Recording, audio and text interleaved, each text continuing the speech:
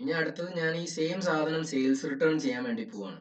Okay, അപ്പൊ ഞാൻ sales റിട്ടേണിന് വേണ്ടി ഇപ്പം എനിക്കറിയാം ഇയാളെ ഈ ഒരു ഇൻവോയ്സ് എനിക്ക് എന്താക്കണം, ഈ ഒരു ഇൻവോയ്സ് പെർട്ടിക്കുലർ ഇൻവോയ്സ് എനിക്ക് റിട്ടേൺ ആക്കണം. അപ്പൊ എൻ്റെ അതിൽ ഇൻവോയ്സ് നമ്പർ ഉണ്ടാവും, ഓട്ടോമാറ്റിക്കലി നമ്മൾ കൊടുത്ത ഇൻവോയ്സ് ഉണ്ടാവും.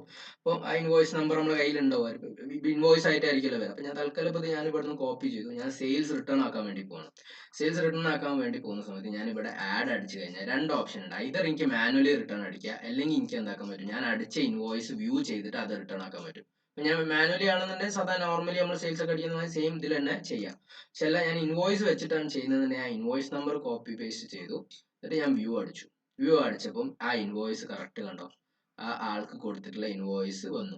അപ്പൊ എനിക്ക് അതിനകത്ത് ഫുള്ള് സെലക്ട് ചെയ്തത് ഒരു പീസ് മൊത്തത്തിൽ റിട്ടേൺ ആവും. അല്ലെങ്കിൽ എനിക്ക് ഇവിടെ വന്നിട്ട് ഇനിയിപ്പോൾ ഇത് 2 പീസാണ് ഉള്ളത്, അത് എനിക്ക് ഒരു പീസ് മാത്രം റിട്ടേൺ ആക്കിയപ്പോൾ ഒരു പീസ് മാത്രം അടിച്ചു കഴിഞ്ഞാൽ ഓട്ടോമാറ്റിക്കലി എന്തോ 2 പീസിന്റെ ഒരു പീസ് മാത്രമായിട്ട് റിട്ടേൺ ആക്കാം, എന്തും ചെയ്യാം. അപ്പൊ അതിങ്ങനെ അടിച്ചു കഴിഞ്ഞ് കഴിഞ്ഞാൽ ഇവിടുന്ന് നേരെ ഈ ഒരു റിട്ടേൺ ഓപ്ഷൻ അടിച്ചു കഴിഞ്ഞ് കഴിഞ്ഞാൽ ഈ സാധനം റിട്ടേൺ ആയി.